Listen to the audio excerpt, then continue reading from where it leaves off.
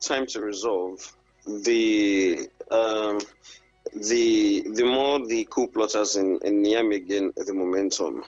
And I say this because if you look at the progression of events from when the coup was first announced up to this moment, you see that there were small windows of opportunities to act, which were not taken. And the more the other parts of the divide fails to act, the more the people who are belligerent, the coup plotters, tend to gain the advantage. And in Victoria Nuland's case, the assistant secretary of state in the U.S., I do think that she does not really have as much credibility as some people might like to give her, simply because her history in intervention is well known. As of the time when the Libyan intervention happened, she wasn't really that much of a senior officer in the US State Department. But as of 2014, she was something like, I think, an ambassador, either an ambassador or a deputy ambassador in Ukraine. And for the Russians, they felt that she was one of those people that led the Euromaidan protest that removed pro-Russian President Viktor Yanukovych. During those protests. So they see her as a hawk, they see her as a liberal interventionist. So her presence in Niamey sort of discredits the whole initiative to get the coup plotters to back down and restate Bazoum. So ordinarily, if they would have listened to any other person from the US, Victoria Nuland is the last person they want to listen to, especially because there seems to be a wave of pro-Russian propaganda that not only has been whipped up by the coup plotters in Niger, but has also been believed by them.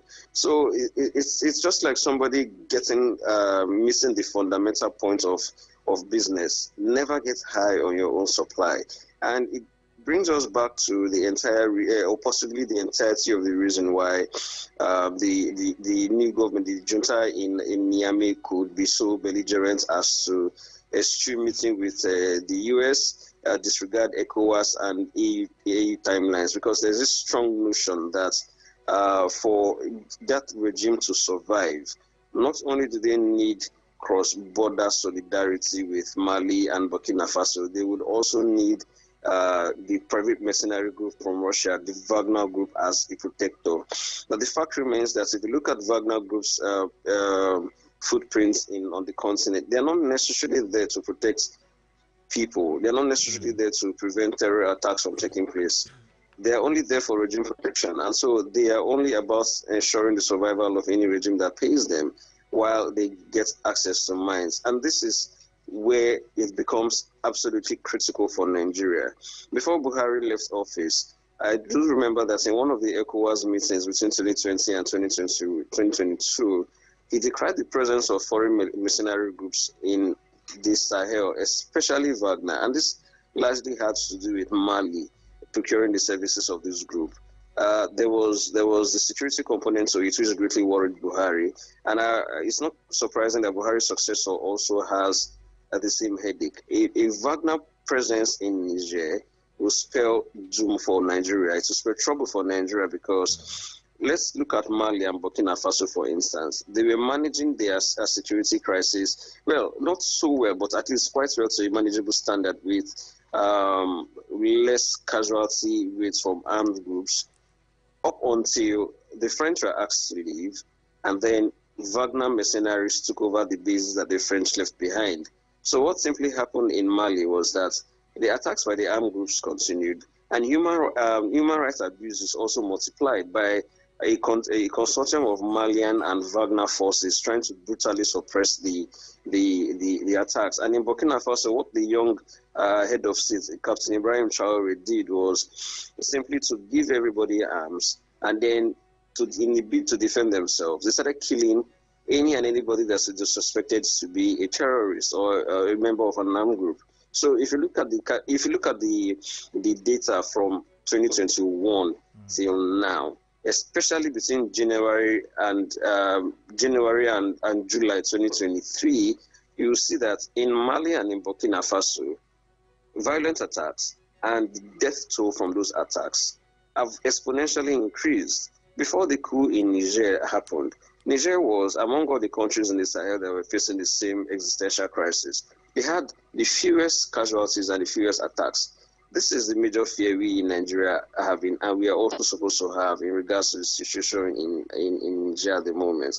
We share a border of over 1,600 kilometers with Niger, and instability in that country is something that armed groups will exploit. As recently as early this week, we were told that the Islamic State in the Sahel, which comprises of Islamic State in the Greater Sahara, Islamic State West Africa Province, and so many other ISIS-affiliated groups, named a new caliph. You know, the other caliph was killed in, I think, either French or American strike. So there's a new caliph. So that whole division that used to happen between those other groups, they are now removing it as they see an opportunity to forge unity together. So if we do not have a lead or a handle over the crisis in Niger, I'm afraid that those dark days where Niger used to be a conduit for attacks, not only within Niger but also in Nigeria, are going to be back, and they're going to be back very soon. Very, very importantly, let's look at this. Some more objective look to this whole issue in Niger Republic. I recall what happened in Libya. So people are saying, some analysts are saying, look, America may be taking advantage of this. You know, even the West in general, France and the likes, may take advantage of the situation in Niger Republic to launch an attack on that country, which may also affect other countries. Also, the fact that Russia and the West seems to be having a proxy war. That war may be moving from Ukraine to the African continent, and this may provide an opportunity for that kind of battle where it is that Ukraine is being devastated and destroyed. Even though the actual actors, the actors behind the scene, are not so not so known to be the ones in the battlefield. At this point, what do you think Africa, not just Africa now, but ECOWAS, which has been at the forefront of all of these negotiations and sanctioning in Niger Republic, what do you think they should be doing? What do you think they should be doing differently to avoid any further escalation of tensions in that country? The chairman of ECOWAS has repeatedly said that diplomacy is the best foot forward, and that it doesn't necessarily mean that force is off the table.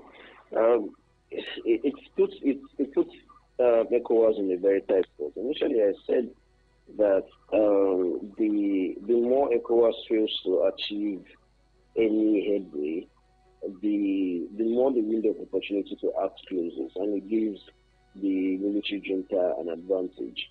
You can see this whole thing in what has happened this week. The deadline for reinstating Bazoum has passed, and basically we are at a brinkmanship where both countries are staring each other down on the brink of a war, and the one who is willing to back off plan is Nigeria, and a Nigerian-led ECOWAS. For now, it seems that the whole allure of war seems to be, should I say, on the back foot. What these people are projecting is a last minute or a last ditch attempt to use diplomacy to resolve the crisis. But now diplomacy will come in multiple forms. The first is the willingness of the other side to agree to concessions. So far, they have not agreed to those concessions. And the concessions that could be made could either be, let us look at the first place. In the first place, why exactly was Bazoum removed? Bazoum was simply removed because he tried to carry out a restructuring of the armed forces, especially the Presidential Guard, which did not go well with the Hausa officers who have been in this position for over 10 years. Bazoum himself is an ethnic minority from the Arab region of northern Niger. The country in its whole is made up of over 50% Hausa, and then a collection of other Sahelian ethnicities such as Tuareg, Jema, Soninke, Songhai, and the Arab. Bazoum comes from an Arab minority who has never tasted power, and he refused to cement his position to make it coup-proof. He decided to remove the heads of the Presidential Guard, especially those ones who have been in those positions for nearly a decade or more. Let us start with that as a point of diplomacy. ECOWAS should be looking in a way that looking at a position that taps into the security and the fears of the coup plotters. So in that case, you should be looking at the reason why people removed Bazoum was because he was trying to remove the people. Granted, so you have a deal with Bazoum, you do not have a deal for the country. Are you open to allowing somebody else, maybe not necessarily from that ethnic minority, be in charge? Somebody else from another ethnic minority with Hausas as as members of the presidential guard or even the head of the military. Somebody who that other person, the president, will be able to work with and trust much more in a better position. So these are the kind of compromises that we should be looking at. I do think that whatever ECOWAS is offering, that extreme position or restrictive position is being removed. So ECOWAS needs to first of all talk to Bazoum about the new reality on the ground. Clearly, the people with the guns, the people with the higher aces in the negotiation table, they do not want him back because a restatement of Bazoum is going to lead to problems for them. They recognize this, and I appreciate the fact that they recognize this. So we should be looking at a middle ground where the ECOWAS and the international community engineers the transition within the shortest possible time, where Bazoum is removed from the picture and somebody else also takes the same place, and then some kind of an amnesty for the coup plotters is given. At the core of this whole thing is diplomacy that could lead to much better outcomes. Maybe not on the short term, but at least on the longer term. I do think that even on the long term, whenever issues like this want to resurface themselves, at least we do know that we have a blueprint on which to build coalition of peace going forward. Interesting, analysis there. Let's also talk about the fact that in Niger Republic today, there's said to be, Wagner forces arriving the country. Yet it seems like the coup plotters are not giving audience to even the EU delegation that have gone there. How can they come to an agreement? How can negotiations be done if all they're thinking is militarizing the country? We've seen what, like you mentioned earlier, the Wagner forces have done on the African continent. It's not like they're there to actually protect the interest of Africans. Now, when it looks like the people themselves are backing the militarization and backing the military coup plotters, what can the Africans, the ECOWAS and EU heads of states do, to be able to drag these guys to the table? We've seen sanctions, and it seems like the sanctions are not working. The reports of, the military junta in Niger Republic, putting out statements, ridiculous statements, to those who have even tried to reach out to them, saying they should go back to their countries and fix their countries and the likes. At what point do you think that these conversations would be had? I know that you mentioned that, as days go by, it makes it even more difficult to have conversations with them. So what do you think? The situation, the sanctions actually affecting the civilians in that country? And if we care so much about, the civilians and care so much about, the citizens of that country, shouldn't we, be looking at, maybe letting down some of the sanctions imposed on that country? Well, the sanctions are imposed to have a maximum effect, but one of the ways in which a sanction can have maximum effect, one of the ways in which a sanction could achieve its target is to have a maximum effect, and which is to bite. I would not really agree with the assessment that the sanctions have not really beaten. Cutting power access to Niger Republic made the people feel the pinch, but it kind of opened up, should I say, what's the term now? An after effect and a lot of unintended consequences of sorts, where it sort of sends the resolve of the people in favor of the mainstream junta, so they see themselves as a particular people. I would see this play out to many times in Iran, in Afghanistan, even in Russia itself. So sanctions can only do so much. On the long term, they may or may not compel good behavior. So what we should not be looking at is who exactly are the people in the military junta in Niger to let's use those people. For one, they seem to be cutting attention in Russia. But the problem is Russia is not in a position where it can officially vaccine. In the first place, it has condemned the call for restatement of the government of Mohamed Bazoum. So that's it in terms of a good start. So the coup plotters are looking to curry favor from Russia in terms of protection and all of that. So I don't think that even beyond the West, and I know the West don't like this, but I don't know if it wants to get a headway in diplomacy or anything along that line. They need to go look for who the coup plotters are getting inspiration from, and that could be from the Kremlin. So if you could talk to the Kremlin to pay these guys and then do some concessions, we could make a little bit of progress. We end up at the idea is ugly. It's not pleasant, it's not palatable and everything. But if it is an initiative that helps us avoid a war that will lead to an exploitation by not only armed groups but an influx of weapons in a border area that is historically porous and poorly manned, that is going to have a security situation along all the countries that border that area. I think it is worth taking the risk, but this thing is something that ECOWAS would need to do independently of the West, because from what we are seeing now, there is a lot of talks that the president of Nigeria is beholden to Western interests, and the results could not act independently and rationally within the interests of the Nigerian people. I think it presents President Tinubu an opportunity to rise above such allegations, and in the large part, look, let me be honest with you, the most thorny global conflicts, the most thorny global issues are not necessarily mediated by a face-to-face conversation. It is normally negotiated through the back door. Look at the US and Cuba, for example. In 2014, the US and Cuba reestablished diplomatic ties after over 50 years in isolation. How did that happen? It was the Pope they used. North Korea doesn't talk to anybody in the West nowadays, but if North Korea wants to talk to anybody in Europe, they use Switzerland.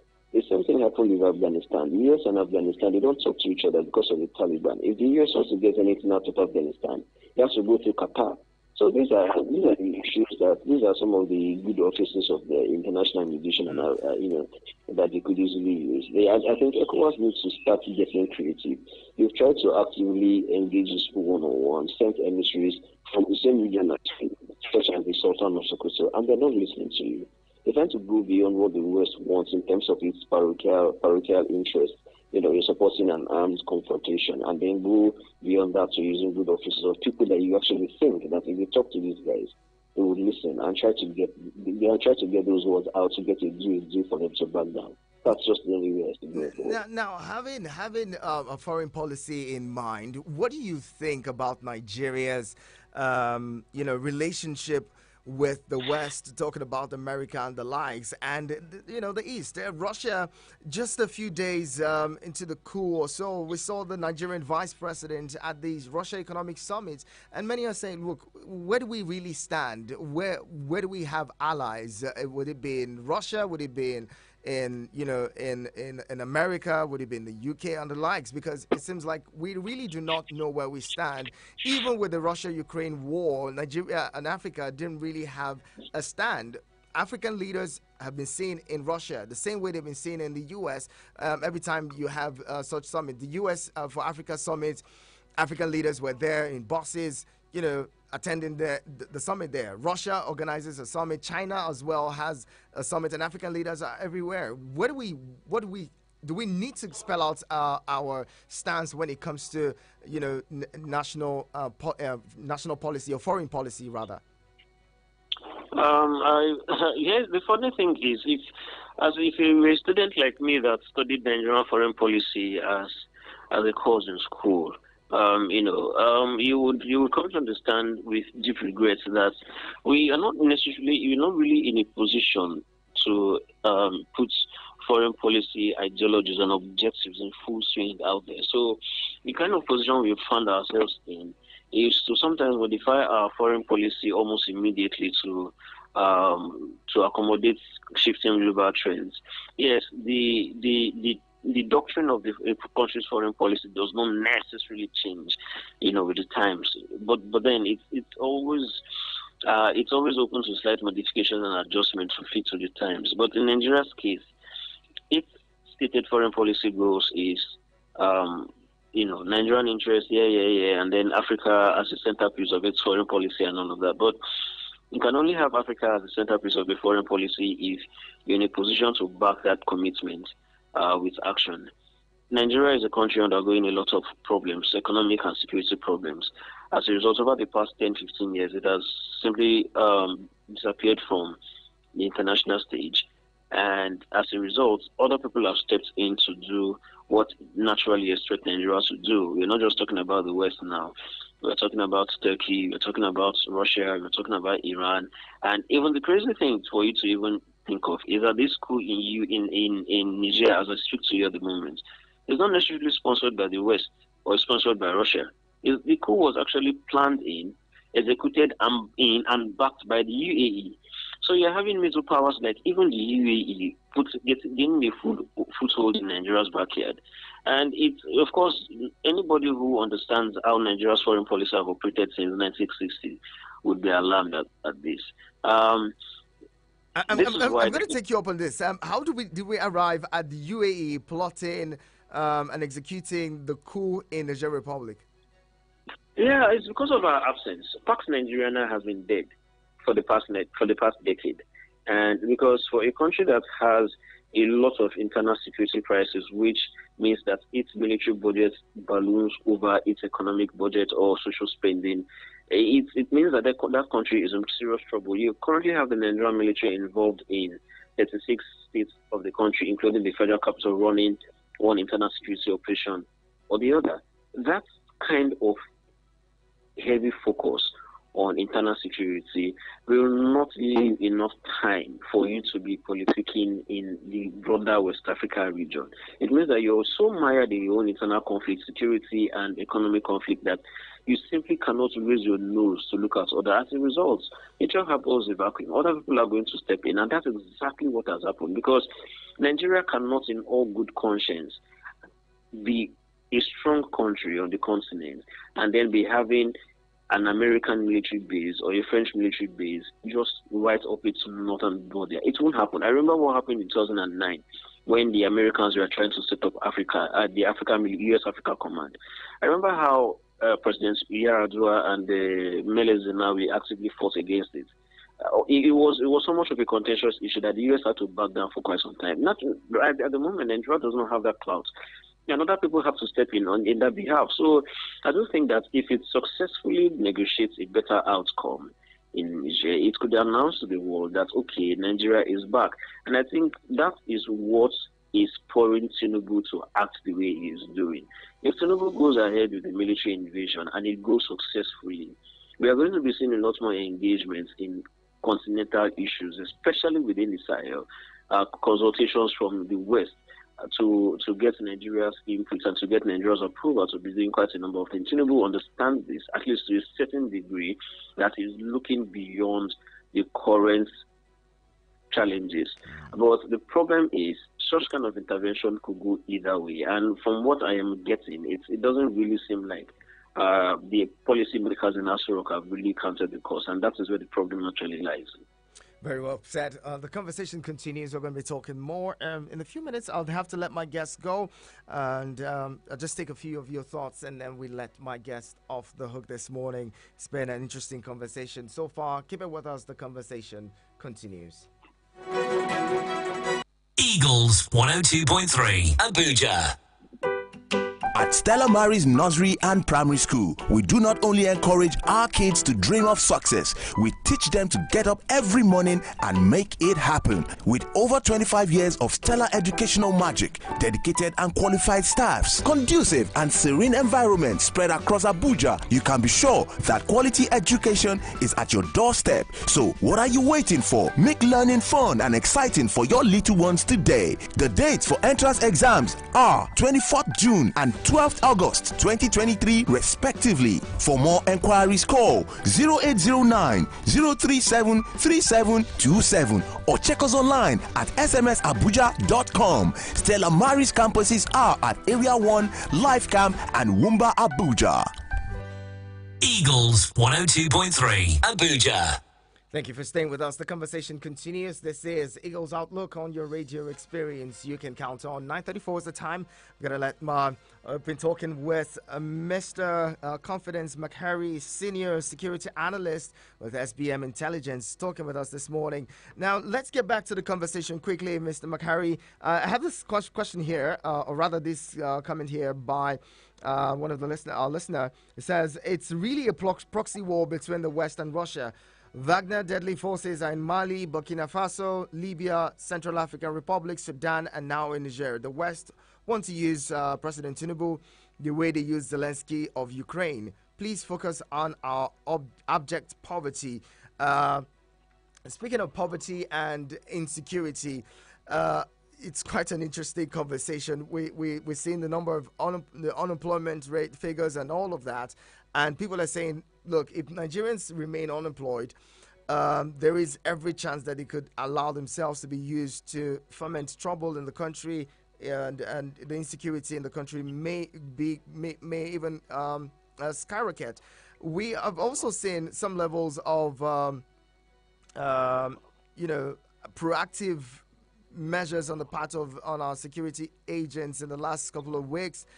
But then when it comes to ministerial screenings and some names are left out and the president of the Senate says it is because they're waiting security clearance, and you have such names as that of the governor of the former governor of Kaduna State, omitted from, on the list of those who are being approved and cleared by the Senate or confirmed by the Senate. You want to wonder what it is, especially considering the fact that one of his close allies and friends, is the National Security Advisor. Some people have said it's the National Security Advisor who has said that the Senate should hold on the confirmation of the likes of Stella Okutete, Malam Nasir El-Rufai, and even Sani Danladi of Taraba State. What do you make of that situation, Mr. McHarry? There's not much to make of it. The problem with this kind of development is that the classic Nigerian anyhowness resurfaces itself.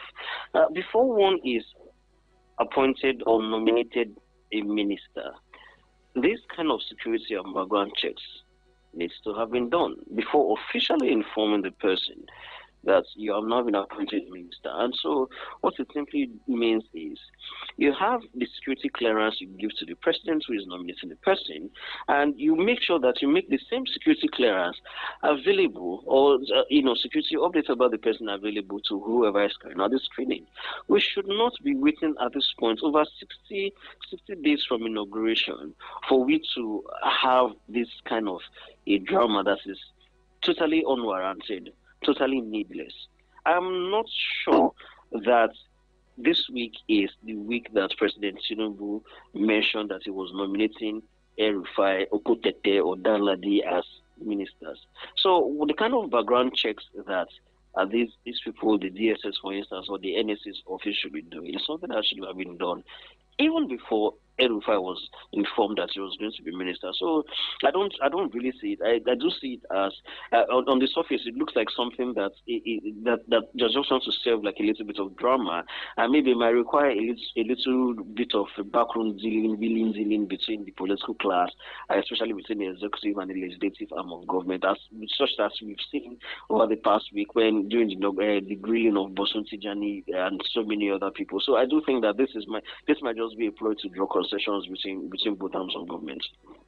Interesting. Let's get callers in, a few callers in, and then we'll let you go. 09073530044 and 09087668888. That is 09073530044 and 09087668888. Hello, good morning. Good morning, Hanacho. Good morning, Alda Onoja. Good to have you. Good morning, my guests, my family. Thank you. You are welcome here, Nacho, from living your journey. Thank you very much, Alda. I have a question to answer. Yes. You are a security expert. You know that those people overthrow in the jail. They are not ordinary soldiers. They are trained by these American forces in Sahel. They are the same group overthrowing Burkina Faso, Guinea, and the other things. And then they are special force. You don't say our command soldier now can stand them because a special force, 12 of them can demolish the whole of a battalion, army battalion, a special force. And then now, Nigeria, they have closed their own border, but then they have opened their own border. And then according to, I'm a security expert too, according to the information we have now, they have deployed some special from Burkina Faso, Guinea, and then it's inside. They have shipped large arms to Niger to help them. And then Russia is behind them.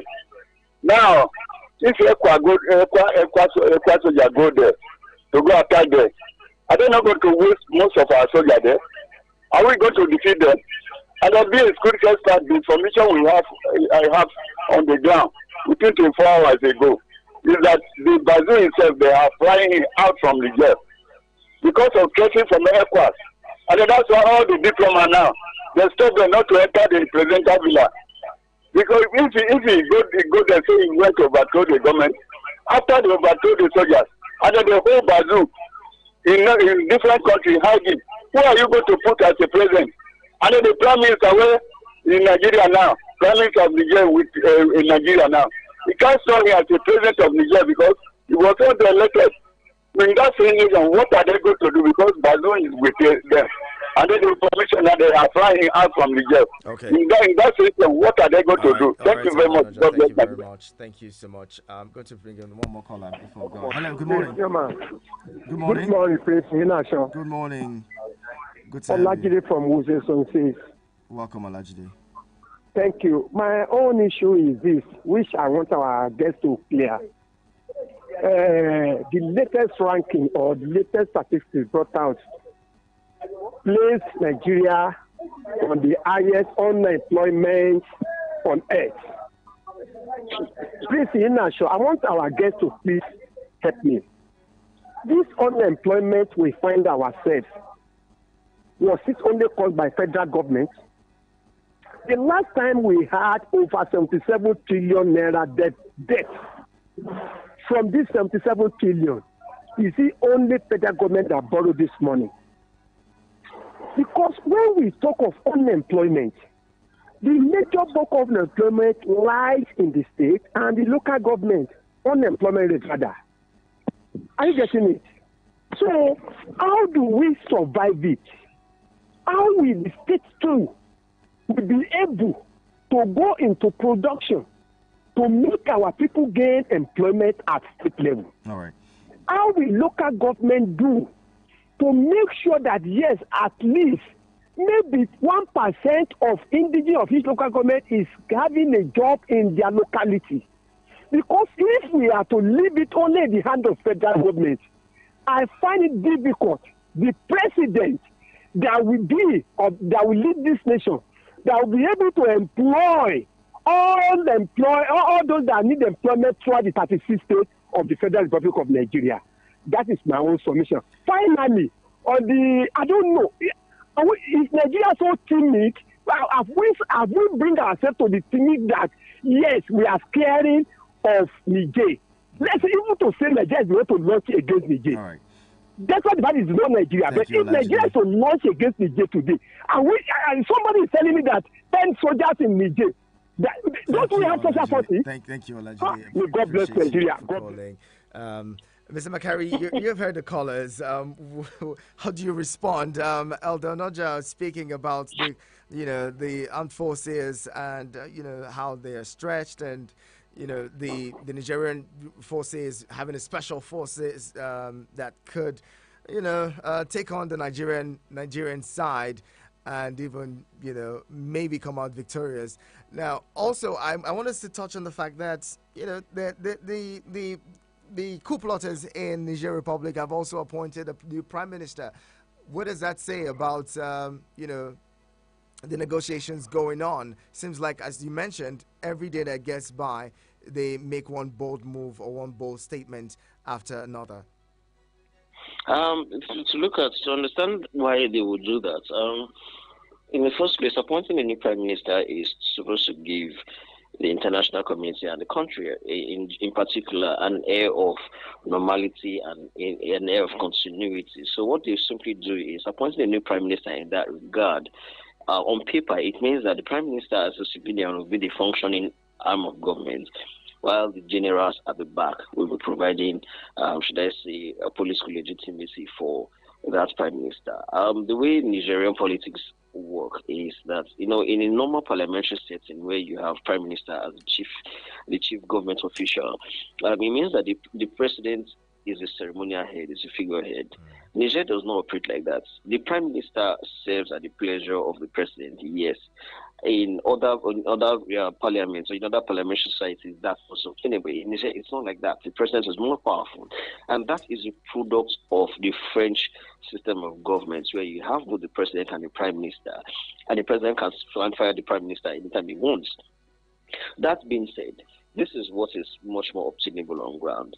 Them appointing a new prime minister does not really mean that if push comes to shove and diplomacy gets by, that they wouldn't leave office, they wouldn't leave the scene. All they're just doing is try to peep over the cracks and give an air of normality that things are getting better to how they used to be before, and they have simply come to stay. As regards the question of the eventual face-off between Niger soldiers that have been trained by the Americans and Nigeria who will come out victorious. I am not going to go into war game scenarios, because not only is it not appropriate for radio, and it just simply does not add anything to the discourse. I do acknowledge the fact that most of the people who have carried out coup in Burkina Faso, in Mali, in Guinea, we are all officers that trained under U.S.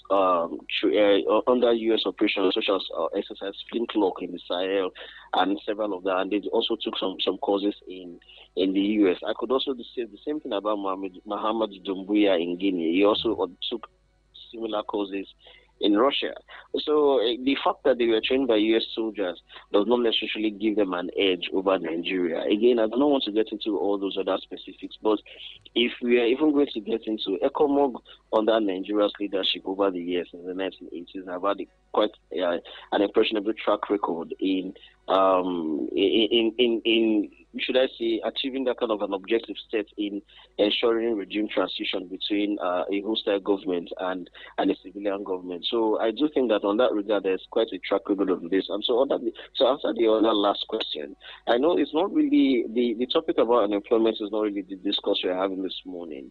But I do think that to be sympathetic to what the caller talked about in terms of expanding employment opportunities, yes, the federal government has a role to play, the state government has a role to play, the local government has a role to play. But the thing in Nigeria is the local government cannot so much play a role when it is not granted full financial autonomy to play a role. And of successive Nigerian administrations have had that problem where debates over local government fiscal autonomy becomes so heated that the federal government wants to move forward, but the state government say no. We have to keep the status quo as it remains. So that even when the matters get to the Supreme Court, we see state government.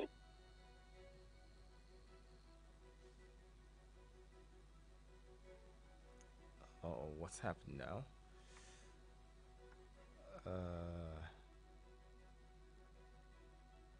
We'll probably have to reconnect with my guest.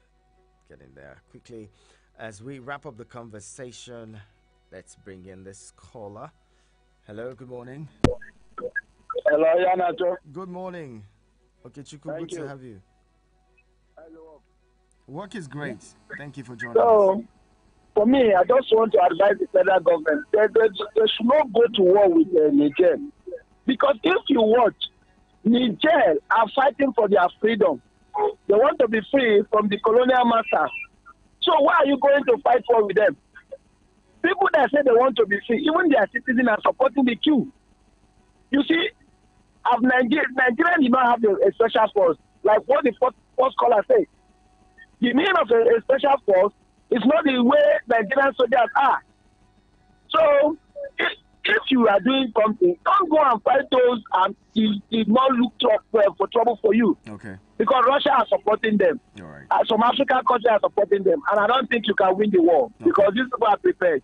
All right. So, Away from that, you see, someone is telling us that it is not Nigerian government that brings poverty to this country. Who?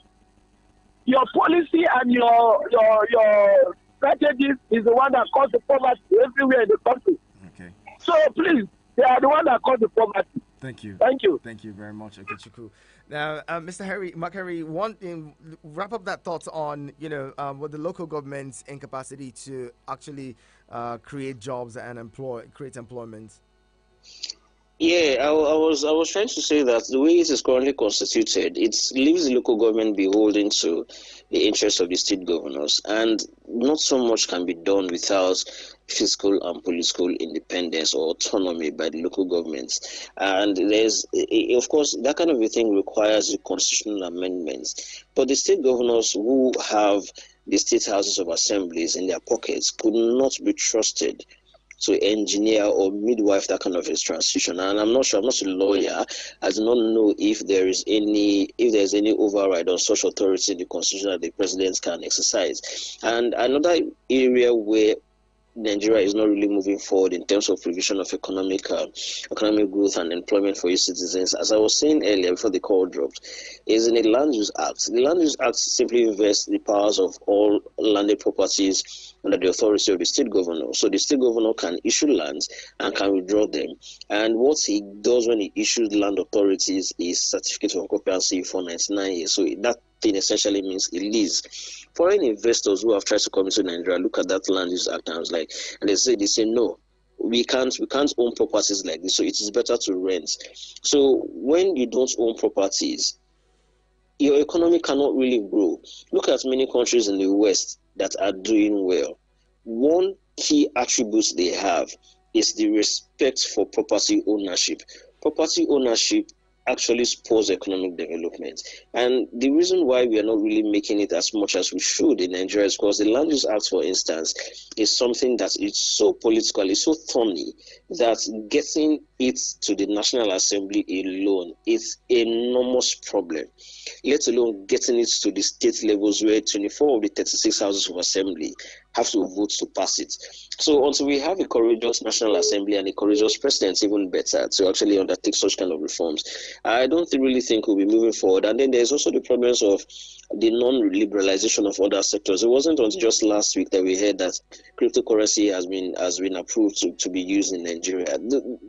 In the first place, it literally did not really make sense for the government to ban the use of cryptocurrencies in Nigeria. So on one hand, that ban in 2020 gave the impression that the government is trying to stifle youthful innovation. And of course, there's not much that can be done to dispel such kind of notions. And there are so many other issues, so many other sections of the economy that the government needs to liberalize. And until we begin to liberalize trade and begin to trade within ourselves, we'll always come to the radio to cry that the government should create opportunities, the government should create employment. But it just simply would not happen. It just simply would not happen, because we need to go away from a government that is control freak to a government that liberalizes the economy, liberalizes trade enough for other people, especially the private sector, to take initiative. It's the private sector that can create jobs. Wow. The government only exists to act as a guarantor of enabling environment for the private sector to thrive and to create jobs. So that's just what the problem is. Well, it's been a very amazing conversation with you, Mr. Confidence McHarry, Senior Security Analyst, SBM Intelligence. Thank you so much for coming on the show this morning. Really appreciate your time and thoughts. And this is where we leave the conversation. To everyone who's been a part of it, thank you for being there. Tomorrow we'll come back with fresh thoughts on the conversation, and you can join in at that time as well. I really appreciate you for being there. Let's do this again. I'm really sorry if I couldn't take your call. Don't worry. Tomorrow would be another time for us to talk. Martha is in the studio. Martha. Yep. Wow. Oh, what's the red jacket?